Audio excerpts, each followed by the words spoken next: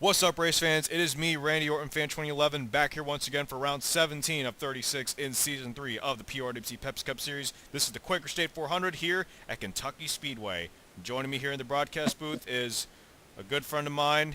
He's also the driver of the number 43, and most importantly, he's your two-time defending PORWC Pepsi Cup Series champion. He is Dillon Poteet 22, Dillon Poteet. How are you doing, my man? I'm doing good, Kevin, and I'm looking forward to the race today. We're here at my home track, Kentucky Speedway. Very fun track, been there in person, great racing, and there's a lot of room around this track, so there's a lot of different lanes for these drivers to pick to drive on, and we should have some good side-by-side racing today, and hopefully a good finish to go with it. All right, now Kentucky's a little different from what we saw at Las Vegas earlier in the season. It's a lot wider than Las Vegas, as I know of. So do you think these drivers will have a lot more options to go through as the race goes on? I think they will. I mean, you got a couple more lanes to go to, and maybe some drivers will try to go up to the high side and try to junior line it around here, and maybe some will try to rim ride it on the bottom. So, I mean, there's going to be a lot of options for these drivers today, and we'll see which line runs the fastest today here at Kentucky. All right, well, we're just about ready to get these engines fired up, but let's take a look at the starting lineup.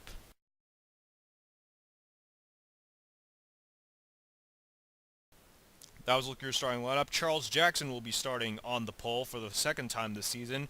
And of course, like I said before, he is already eligible for the Sprint Unlimited for season 4, that is. Starting next to him is Michael Norman. Both of these cars are looking for their first win of the season. Norman looking for his first win in his career. Charles Jackson looking for his first win since season 1. There's our previous race winner, Barney Ward, coming off the win at St. Joltis, and he's got a great qualifying position as he will start third. Sean Galligan fell much farther back in the wildcard race. He's going to need a win here if he really wants to get back in the wildcard hunt. There is Seth Cole, fourth in the points. He's already got 2 wins this season. He's looking to get into the third position in points. And there is Sean Henley, who just recently fell outside the top 12, and he's looking to get back into the top 12. And right around here is Dillon Poteet. There's our co-commentator, Tony Blazer, who's starting 8th. And then rounding out the top 10 is our points leader, Ryan Richards, and Trent Dunham, currently 5th in the points. So we're just about ready to fire up these engines. Let's get this race started under the lights here at Kentucky. Engines have been fired up. Here we go. 28 laps here at Kentucky. What do you think about this, Dylan? Well, there's a lot of opportunities for these drivers up near the front. The front row has a lot on the line right now for them. And you can throw in there Sean Galligan. These drivers are all needing a win, and they all have an opportunity right here starting up front to win here at Kentucky. All need a win to stay in the wild card hunt, and Michael Norman needs it to get in the top 10 in points. So we'll see what happens here as the green flag's about to go. Pace cars hit pit road, and there is the green flag. Here we go. 28 laps here at Kentucky Speedway. Now we're going to be paying attention here towards the back of the pack because this is where a lot of action happens. And right away we're 3 wide right from the get-go. Oh, Sean Henley! Henley's in the wall. But the yellow flag is not out. It looks like Tony Blazer got into the side of him. That was way too early for that to happen. I know Henley cannot be happy right now. And look at that. Sean Henley came all the way back after starting in the top 10. Look at where Sean Henley is now, all the way back in the bottom 5 or bottom 10, as I can say. Charles Jackson will lead the first lap, and he will get a bonus point. Oh, the action didn't take long for it to pick up here, and we got a couple cars trying to break away right now, but that was still a tough race for Sean Henley. I mean, he definitely did not need that today if he's going to try to get back in the top 12 in points. Yeah, Sean Henley actually fell outside the top 12 just recently, last time at St. Joltis after a very tough break when the engine just gave in on Sean Henley, and now that incident happened right there. And Sean Henley cannot be happy after that, but I believe Tony Blazer has also fallen back a little bit. He's fallen back to, I believe, the 9th position. So Tony Blazer might also have some problems, and he's also trying to get himself into the wild card hunt. Yeah, he's definitely trying to do that as well, but he's not making friends today, but he's going to try to work his way back up there, and we have a couple other drivers trying to move their way up to the front, including Lyndon Wright and Dillon Poteet. Oh yeah, Lyndon Wright, I also want to mention, Lyndon Wright is, I believe, the 5th rookie, who is also the 5th of 6 rookies who is in the top 20 in points. Lyndon Wright, currently with 1 podium finish, but I also want to mention Lyndon Wright is also the first guy out of the wildcard picture if the regular season were to end after this race. So Lyndon Wright's going to need some good finishes here if he wants to get himself not only in the top 12, but he also might need a good finish here if he wants to get himself in a better wildcard position. And look at Charles Jackson has pulled off to about 2.5 to 3 car lengths ahead of Seth Cole. Yeah, it looks like Charles is starting to pull away, and add up on Lyndon Wright. I think it was Bristol when he had a chance to win, and something happened to his car mysteriously. We never did find out because I remember I co-commentated with you, Oh, and he yes. had the dominant car at Bristol, and that would have definitely helped him at this point having to win. But what could have happened, kind of a Martin Truex kind of story we had today. But Lyndon Wright was still trying to get that first win, but he's in a really good chance to today. He's running in the top 10 strongly right now in eighth. Got a battle here for the fifth, for I believe the sixth position. Hold on, 1, 2, as Charles Jackson has led all 5 laps so far. This is a battle for, now we got a battle for the sixth position between the top 2 in the points last season, Trenton Dunham and Dillon Poteet, 2 very good buddies here. And we'll see if they can give each other a little bit of respect here. They come off turn 2. Yeah, right now, looking ahead though, Sean Galligan, he's not had the best of luck in qualifying recently, but he's right now running 5th place. He dropped 1 spot, but he's running in the top 5. That's where he needs to be if he wants to try to get back toward the top 12 in points and get back in contention for at least a wild card. So far, a good day for that Cheerios team, that 31 car. Yeah, but unfortunately, Sean Galligan's the only driver who is around the top 20 that doesn't have a top 5 finish. So a top 5 really won't help Sean Galligan at this point. He's going to need at least a win here. And now Seth Cole is caught up to the back bumper of Charles Jackson. And Jackson, he has a lot more on the line right now than Galligan. He's not even in the top 20 in points. He's had a struggling season, so a win's all he can give right now that would help him right now at this point. But Seth Cole looks like he has the fastest car on the track right now. Very fast right now. Let's take a look at the lap times. Charles Jackson actually run a faster lap time than Seth Cole in that one. He ran about 3/100ths of a second faster, and now also Michael Norman could also play in the picture here. He ran a sub 29-second lap time right there in the last lap. I think with those 2 drivers up ahead of him, Cole and Jackson racing each other, that allowed Michael Norman just to pull straight back up to him and reel him back in. And Barney Ward's not far behind right there as well. He's coming up there. Yeah, we could have a 4-car battle here for this lead here. Take a look at the action towards the back of the pack and look at Danny Wells. He is just struggling. It looks like he might be down a cylinder. Yeah, I'm surprised Danny Wells is back here right now. It's unfortunate for him. He's right behind Kyle Sosnowski, and both those drivers are looking for a good run today, and they're both having a terrible day, looks like, so far I here. think the biggest loser might be Kyle Sosnowski, because he actually has a win in the he's currently in 20th, and he does have a win, and this is not going to help him out at all, barring the chance that we might have a yellow flag. There is Sean Henley. He started back in the top 10. Now he's in the bottom 10. So another tough break for Sean Henley, and really that could really cost him a lot of ground in the points. Yeah, I mean, it looks like he's gained a couple of spots back, but it's really not helped him out. And I thought something happened behind them. I don't know. I thought I saw a car slow down. I think I saw the 22. I think he hit the apron. Yeah, it was, again, James Silverfox was hitting that apron just a moment ago. Let's take a look somewhere towards mid-pack. There's Ryan Cooper. He's been struggling this season ever since winning the Daytona 500. He just wants another win after he did win at Zenjoltis in the Nationwide Series, but he's just been having a terrible season so far. Yeah, I mean, some drivers just don't have the luck, and others do. But it looks like Cooper's kind of on that streak of drivers that are just not having any luck and finishing toward the back every week. And it looks like the 19 car, Zohar Madden, just kind of slowed down too. I don't know what happened to him. Zohar Manood kind of got loose coming off turn 2 there. I don't know what happened there. They got a stack up behind him because they all slowed up for him, and they were all spread out now. I guess they got it figured out. Let's take a look at some of the action towards mid-pack. There is James Calls. He's currently the last guy in the top 12 in points. Remember, the top 12 in points automatically make the playoffs, and then there's 3 wildcard spots, and then, of course, Stephen Whitman already in the playoffs. But let's take a look where Stephen Whitman is. I believe he's somewhere towards the back. Well, you know, Stephen Whitman, he can really play a good strategy here. Just knowing that he's already made the playoffs, he can just lay back and hope for maybe a couple of wins. And by the time the playoffs come, he's going to need to really start performing, because if he continues like this, then he's definitely not going to win the championship. Yeah, I mean, he won the race to get himself into the playoffs, basically an automatic golden ticket to get in, but he has not performed at all this season. Looking at his stats, he only has 2 top 10s. He hasn't even finished in the top 5 this season. He's mired all the way down 37th in the points. I mean, doesn't look like a championship team at all with that 5 car right now, how they're performing. Yeah, despite the Hendrick power under that 5 team, I mean, you know, that's a rarity to see a top team in that 5 car with really a poor season, being in the bottom 10 in points. Let's get back to the lead battle here. Oh, we got and now leader. Seth Cole has taken over the lead, and what a time it is to take over the lead, as Seth Cole has led at the halfway point. So another bonus point for Seth Cole, and that's huge. Yeah, some Charles Jackson, I guess, lost the lead. I think it was a couple laps ago. He got passed in freight train by the 24 and the 98. And Jackson's actually about almost a second behind these guys. Looks like the handling's starting to go away on the Stanley Tools Ford. Yeah, as Charles Jackson actually ran a slower lap time than Seth Cole and Michael Norman. And now Dillon Poteet has now moved his way into the fourth position. Sean Galligan still in fifth. Trent Dunham now sixth. Lyndon Wright seventh. Where's Barney Ward? He's fallen back to ninth. Oh, and the 56 car is on a backslide right now. He's about to fall to James McLeod right here for ninth place. So something really is going wrong with that 56 car right here in the late stages of the race. And James McLeod, I do want to mention, James McLeod is one of those guys who's battling for a wild card spot. And James McLeod has been having some decent runs so far, and he's looking to get another top 10 to get himself in a better position in the wild card hunt. There's our points. Yeah, and what would you say? I was going to say, with McLeod and Barney Ward, they're both ahead of James Qualls, so that's going to make the battle for 12th place a lot tighter right now, as of right now. Well, James Qualls, I believe, is well towards the back. Oh, no way, Yep, there he is. He's in 20th, so. It's going to make it really close at this point where he's Yeah. at. And James McLeod actually using the outside line. James McLeod using the outside lane, making the outside work, and he will take away the 9th position from Barney Ward. And look at our Something's really wrong with that 56 car right now. The irony of that is just crazy. the irony of what happened at the Texas race before with Martin Truex Jr.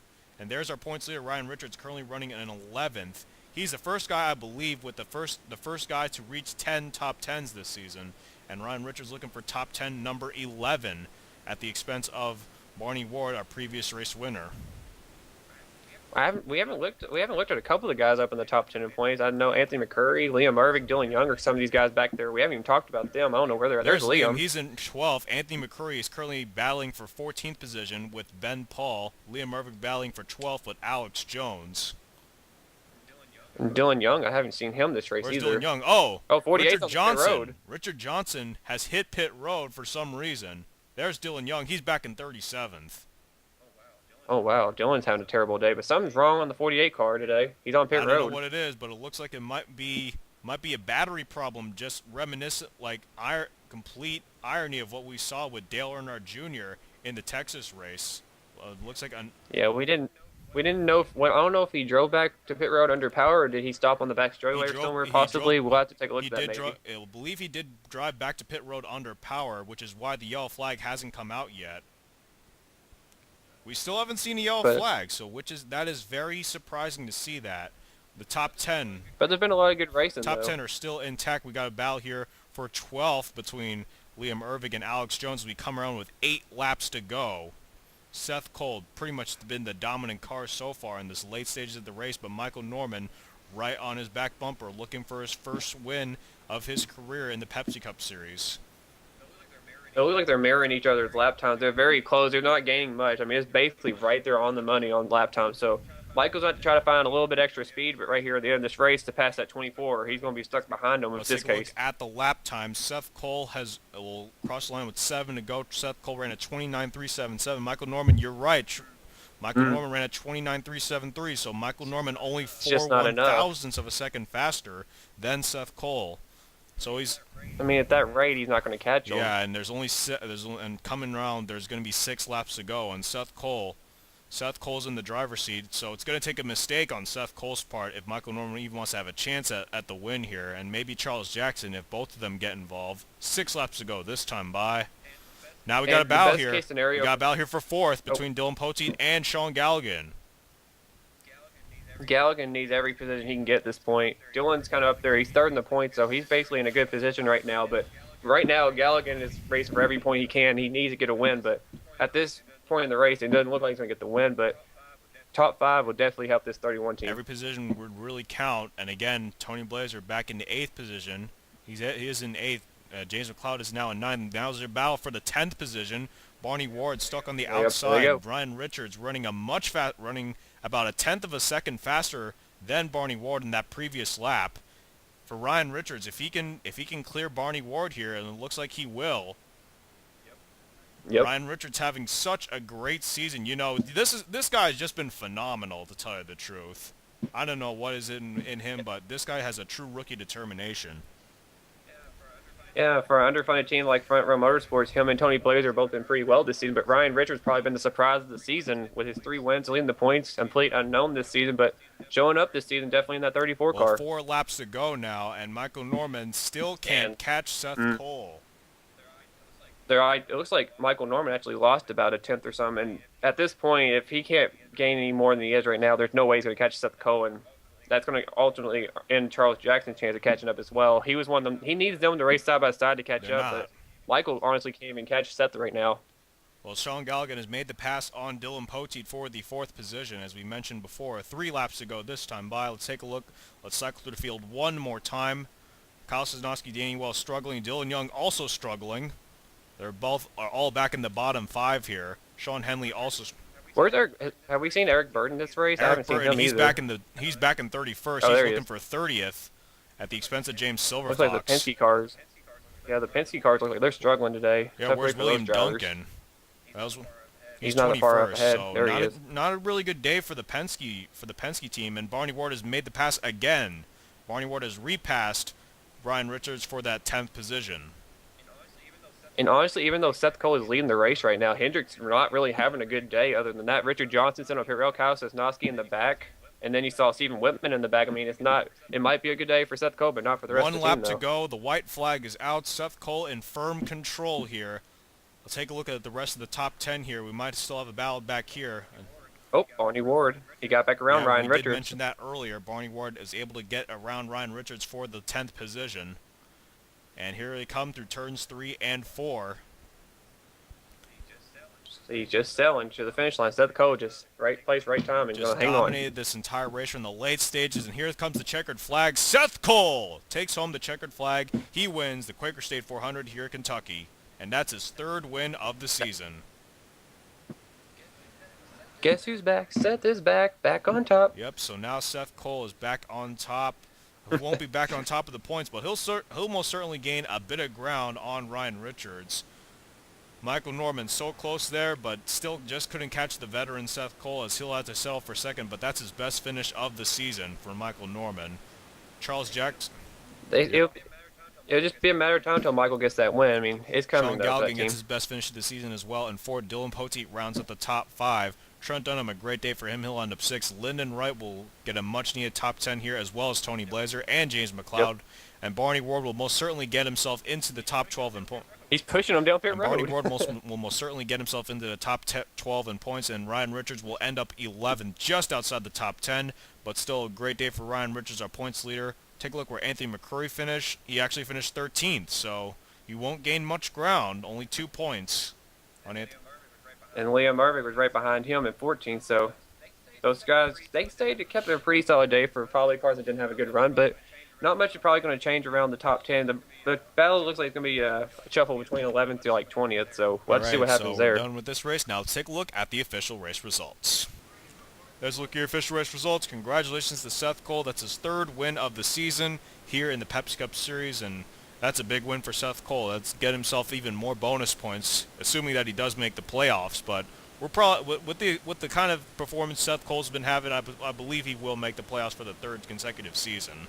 I mean, he has 3 wins and stuff, so I mean, he's guaranteed probably to make the chase at this point. He'd have to have a complete disaster to fall out of the top 20 and stuff. So, but more than likely, Seth's already safe. So, good run for him and good win. Michael Norman, Charles Jackson getting their best finishes of the season, but they really could have had a chance there. But then again, just couldn't catch Seth Cole. Sean Galligan with his best finish of the season, and 4th, Dillon Poteet will round out the top 5. And then we saw Trent Dunham, Lyndon Wright, Tony Blazer, James McLeod, and Barney Ward. That's the top 10. 11th through 20th are Ryan Richards, Alex Jones, Anthony McCurry, Liam Irving, Cody Lamas, Pichu London, Emilio Navarrete. Just almost had his best finish of the season, but at least it wasn't a DNF for Emilio Navarrete, who will end up 17th. Yep, good run for him. He definitely needed that. Yeah, but, well, he's pretty much mathematically eliminated from the playoffs, but still, we're just hoping for Emilio Navarrete to get his best finish of the season sometime soon. Hopefully we'll get a top 10 next week at Daytona. 18th through 20th are Ben Paul, Wolfgang Mason, and James Qualls. 21st through 30th are William Duncan, Ty Naughton, Sam Young, Red Bell, Callum Wells, Zohar Manu, John Waycross, Jacob Lawler, Joseph Lombard, and James Silverfox. In the bottom 12, Eric Burton, Ryan Cooper, Stephen Whitman, Ricky Hawk, Randy Carpenter, Austin Ogo, Sean Henley, Dylan Young, Danny Wells, Kyle Sosnowski, Jake Cole, and Richard Johnson, who is 11 laps down.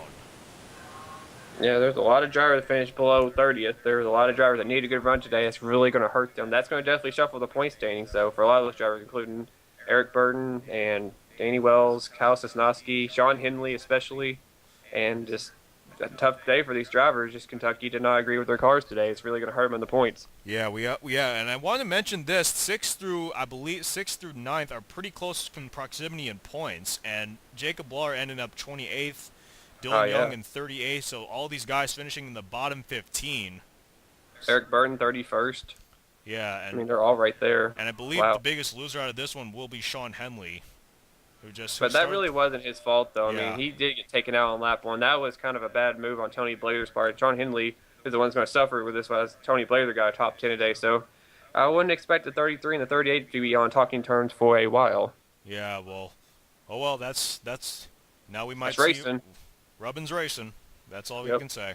All right, It's a little early, but still, Rubbin's racing. Yep, that's all. That's the true statement that NASCAR goes by. Well, Dylan, I hope you enjoyed this race as much as I did, and hopefully we'll do this again sometime soon. And I believe we'll have all of us, of course, in the big season finale. Yep, it should be good, and hopefully I'll be back in the booth with you very soon, Kevin. It was fun to be here, and thanks for having me. All right, well, that's it from here from Kentucky. Next week is Daytona, and you're going to also see 2 co-commentators there. You'll see Austin Ogo in the Nationwide Series, and you're going to see the big one, Joseph Lombard, with me in the broadcast booth in the Cup Series. So make sure you guys stay tuned for that. All right, guys, that's it. This is Randy Orton, Fan 2011, signing off. Remember to subscribe to me and become a member of the gang. This race has been brought to you by Pepsi Next. Crisp, refreshing, amazing Pepsi Next. I'm out. Bye!